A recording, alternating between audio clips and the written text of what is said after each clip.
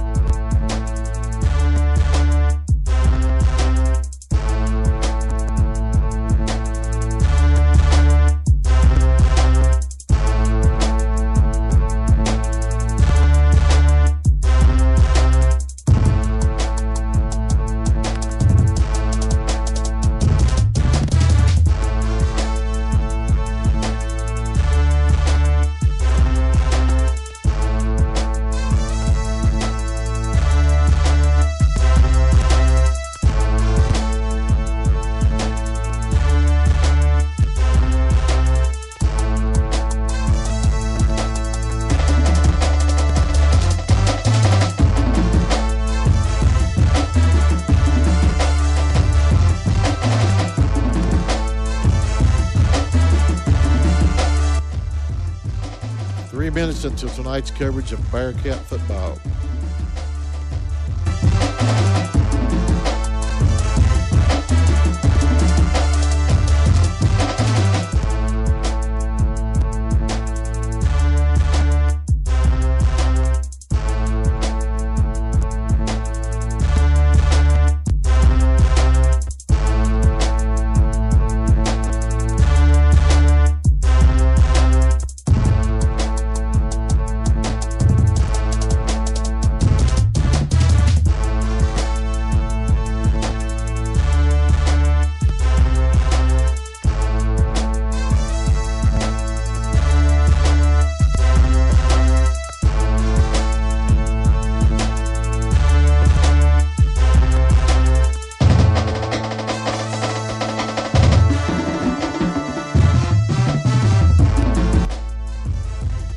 Minutes until airtime.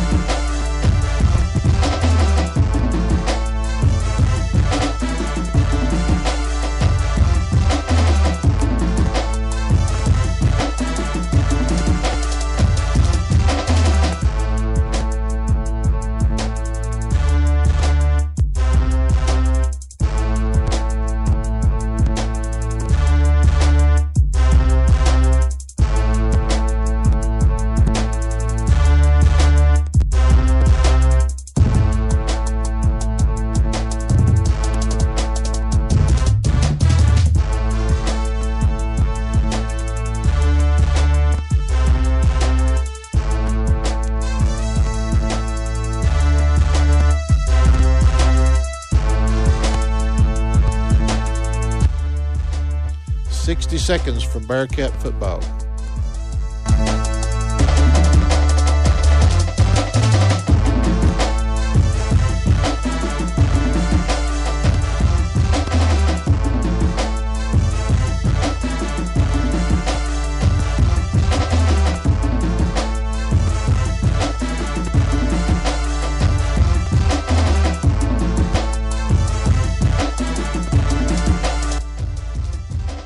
Seconds to go.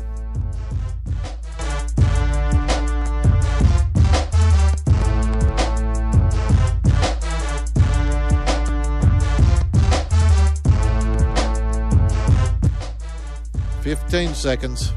All right, you guys have fun on the call. Go Cats.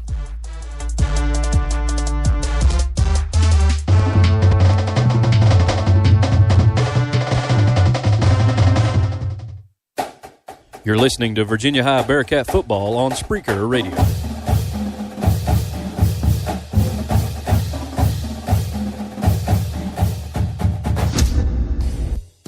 Get ready for a slugfest, and is there any better time in Southwest Virginia than Friday night? Football season is underway in the Commonwealth. Lathrop drops back to pass. He's looking deep down the field. Hunter Wright has got the ball, and he's into the end zone. Touchdown, Cats. Into the corner, and it is caught in the corner of the end zone. Austin Davidson for 6. And got to get 2 yards. They're going to lob one up in the back of the end zone. Hunter Wright diving in the pylon in the back corner, and he makes the catch for a touchdown. Stevie cuts back, breaks 2 tackles to the right end zone. He falls in, and he outstretched. He's got 6. Touchdown, Cats. He'll hand it off right side, and Stevie Thomas is going into the end zone. Touchdown, Cats. They'll go out wide, and it's intercepted. Michael Bradley picks it off. They won't catch him. It's a pick 6 for the Cats. Touchdown, Bearcats. How many different ways can we score in the quarter? we're gonna get them all. We are gonna get them all. Wow. Almost unheard of. And Southwest Virginia, you know. Oh yeah, this is crazy. It's picked off by Austin Davidson up past the 40 to the 50 on the other side. 40, 30. If he gets a block, he could be in, and he is in. A TD for AD. He takes it all the way back. Aaron Rose goes inside, breaks a couple of tackles, and he's in. A 6-yard run. Switch sides of the field, and this Bearcat offense still clicking. Oh, they are rolling. They are rolling. Welcome to Playoff Saturday from Bluefield, West Virginia, as the Virginia High Bearcats take on the Graham G-Men in the first round of the Class II postseason. Today's matchup features 2 familiar Southwest District opponents. The regular season district champ, 9-1 Graham, against the 5-5 Virginia High team that took 3rd in district play and is looking to pull off a monumental opening round upset. It's a game that features some of the area's top talent. Graham's Cam Allen looks to lead them to a state title berth, while Virginia High is paced by the Thunder and Lightning duo of Aaron Rose and Stevie Thomas as they look to keep the Cats in the title hunt. Welcome to today's coverage of Virginia High football on the Bearcat Radio Network. I'm Dylan Hutton, joined in the booth by Doug Rose from a chilly and scenic Mitchell Stadium for a Saturday win-or-go-home edition of VHSL football. Thanks for tuning in to Countdown to Kickoff, powered by Sesco Group Insurance. And Doug, as I said earlier, it is the playoffs, and you can add a few cliches for tonight or for today. It's all for the marbles, for all of them. You can throw the records out one game at a time, and that's just a few you can go with. But what makes this time of year so special? Well, it's win or go home. I mean, it's that simple. I mean, these kids started working back in the summer, starting to implement their offenses and defenses and hitting the weight room and conditioning. And my favorite saying about playoff football is memories are made January through October. Legends are made in November and December. And that's that. I mean, there's no more truth that you can say to that than that.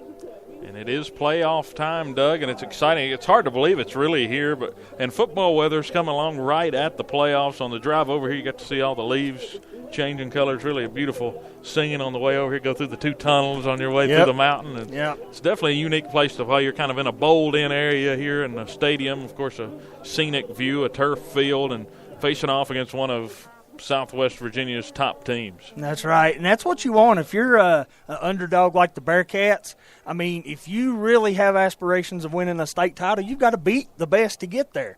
So might as well go ahead and do it from the get-go. You're going to have to play a team, again, a familiar opponent. Graham has played Virginia High already once this year. They played in Week 6. Graham came away with a 44-7 win in that one. Graham led 16-0 at the half of that game. We'll talk more about the last matchup. And Doug, you talk about the win-or-go-home aspect.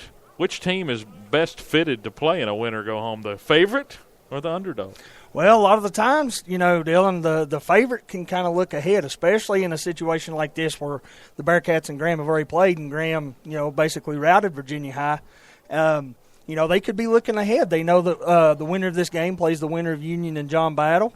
So they could be looking, ahead, and you just can't afford to do that in the playoffs. So I like the underdog role. And you have to think with Graham especially the schedule that they've played, the Southwest District schedule they've played they've dominated to this point, and there's been a lot of talk and comparisons across the way to the Mountain 7 districts. You got to think maybe they're eyeing that Union matchup, a possible Union matchup if the chalk holds after today. Absolutely. They've won 9 in a row, Dylan, and sometimes, we are talking about high school kids. Sometimes they can get kind of complacent and expect the game to be won before the opening kickoff, and, like I said, you just can't do that at this time of the year.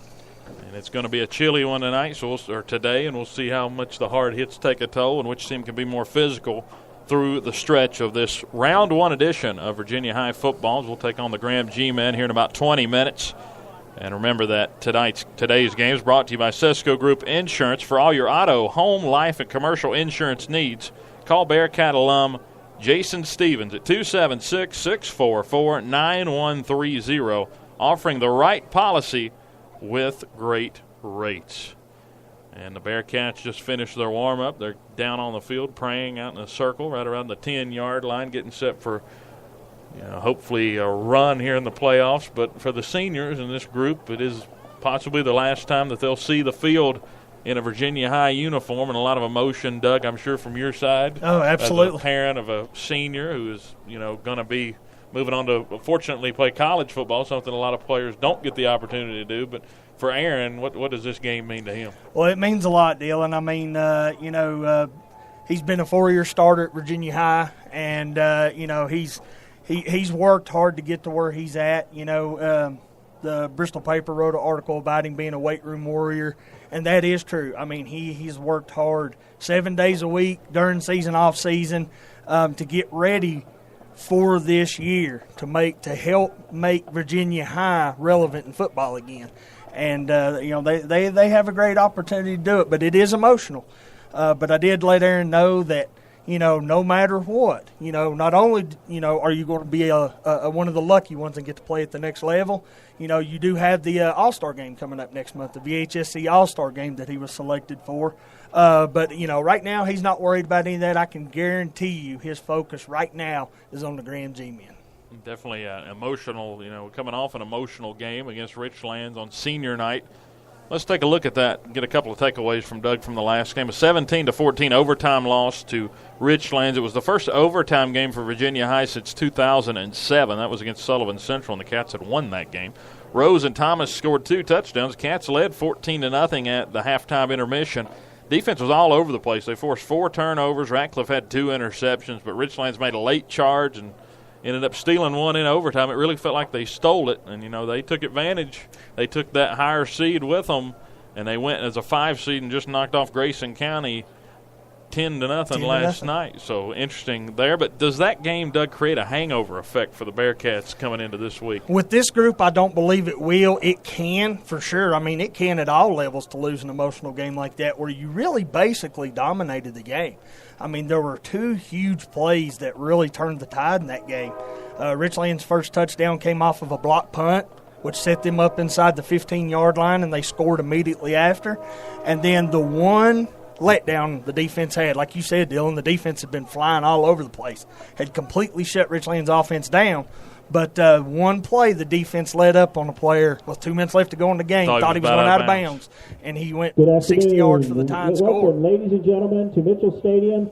It's the home of the... We're evidently right beside the mic, right beside the speaker for the PA, so we'll try to adjust that. Hopefully it didn't blow anybody out. But what were a couple of takeaways for you from that game other than the defense? Give me one more. Another one besides the defense that, the Bearcat offense is still inconsistent like it has been all year.